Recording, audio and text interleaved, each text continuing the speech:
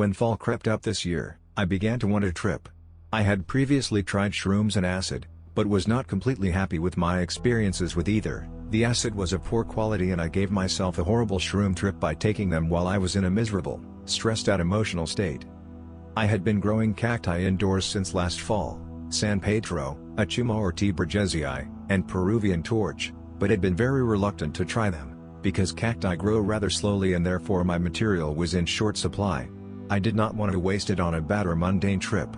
I shot right over that risk by the way, as I spent most of my time not really doing anything but lying around. The setting probably wouldn't have mattered so long as I was alone. Anyway, finally settling on trying my precious cacti, I made a tea from 35 grams of achuma and 65 grams of San Pedro. I added the San Pedro in hopes it would provide a little extra kick. I wasn't expecting 65 grams of San Pedro to do much, especially since I had already failed to see psychoactivity from this strain at the doses I tried. Due to bad luck and an aloof weed man, didn't want to trip without something a little extra, I spent the whole day I was originally planning to trip on just making the tea. I did 2 pulls of simmering San Pedro for 30 minutes before deciding they probably needed more time, and switched to hour-long pulls. I did 3 hour-long pulls on each Bridgesii and San Pedro, in addition to the short pulls I did only on the San Pedro. I simmered the resulting liquid down a little, but I was more worried about harming the alkaloids with excessive heat than I was about having too much to drink. It got too late by the time I had everything lined up, so I decided to start fresh tomorrow. I drank my tea at 3:20 in the afternoon. Cactus tea is thick and incredibly bitter. The taste is so revolting your body rejects it out of instinct. I gag and dry heave even though I feel no stomach discomfort, yet I smoke a joint after finishing the tea to help settle my stomach. I end up spending most of the come-up period just really high, which wasn't unpleasant, but it did make it harder to discern what early symptoms were caused by the cactus and not the marijuana.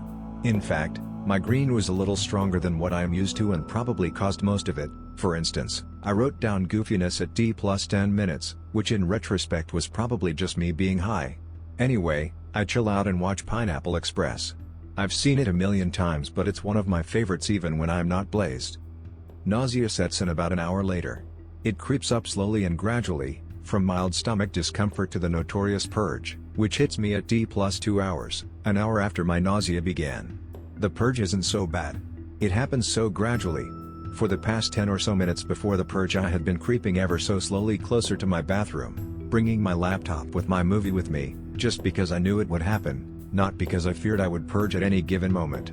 All the while my saliva is growing thicker and thicker to the point I can't swallow it and just hack it up into the toilet instead. Eventually this aggravates my gag reflex and boom. Purge. Purging for me was not profound. It was not miserable nor cathartic. It was throwing up. Unpleasant, but you get over it. I should mention this was on an empty stomach, which I think helped. The time of my purge was the last thing I wrote down, so I'm fairly certain my trip began shortly after it, which would only make sense. The first thing I remember of hardcore tripping was after smoking another joint. I lay on the floor to watch Lord of the Rings, the first one, which is by far the trippiest of a very trippy trilogy. I stretch out and notice it feels amazing, what I imagine MDMA feels like. I've never done MDMA, but I've heard plenty enough about it. This sets the stage for the incredibly physical aspect to the trip. I find myself writhing on the ground because it simply feels good. I imagine I was acting not unlike a cat on catnip. I try to watch the movie but end up only doing so for about 30 seconds at a time every few minutes, because I found myself being pulled into waves of psychedelic ecstasy. My head would grow heavy and finally I would give in, close my eyes, roll over to lie flat on the floor, and basically start writhing around like a lunatic again. I see visions of endless neon flashing spiral flowers. They remind me of candy and make me crave some. I see waves of endless cactus flesh flashing in a neon rainbow. These are the first visions and the ones that stand out to me the most. I haphazardly scribbled beginning of the end of trip at T plus 6 hours, so that means for about 4 hours I was rolling around in these nonsensical psychedelic visions. I can't say there were much open eye effects, although I did jot down visual distortion at T plus 1 hour and 30 minutes, but this was only distortion. I didn't see anything, although I had some pretty trippy moments watching my movie. Lord of the Rings is so trippy I suspect the people who made it, from Tolkien all the way through Peter Jackson and his underlings, must have had plenty of experience with psychedelics. A huge part of the story revolves around people and objects influencing others through some sort of otherworldly energy, and I never really got that part before, But while tripping I felt that same energy of profound indescribable pull, and completely understood how the One Ring influenced people. Plus the movie's soundtrack is basically just a lot of building, epic music, so I would lay back and trip hard as the music synced with my trip and rose, peaked, and then fell all together. Pretty good movie to trip to if you can handle some unpleasant vibes, because it's definitely not a feel-good story most of the time. If I were to describe my trip in one word, it would be powerful. I was floored. I was non-functional. I couldn't have been around people if I wanted to. My coherency wasn't completely shattered, as I did have the presence of mind to decide going outside was too dangerous while tripping, even though I would have liked to have gone for a walk. The body high of Bridgesii is very strong, and I never recovered from the nausea really.